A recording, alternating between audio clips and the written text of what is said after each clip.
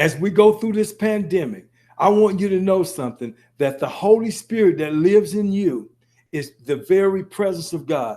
That gives us the ability to be immeasurable, unlimited. There's nothing that can stop us. Understand this. It's not going to be by your strength and might, but it's by his spirit. How do we get this spirit to work? We get this spirit to work when we have faith. What is faith? It's calling those things that are not as though they were. How do I do that? You have to trust without knowing. You have to trust without knowing. I know that's so hard for a lot of people to do, but I want to share something with you. There's a brother came to me that had the COVID, and he was having all kind of problems. His lungs were full of water, and it looked like he wasn't going to make it. And the doctor had cast him out. But guess what we did?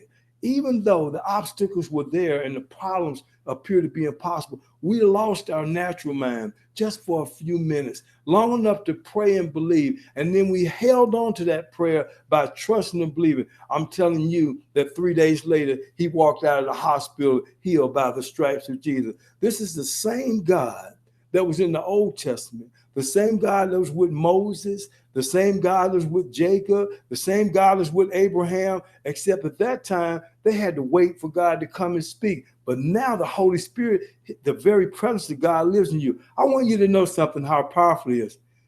It's the same power that raised Jesus from the dead.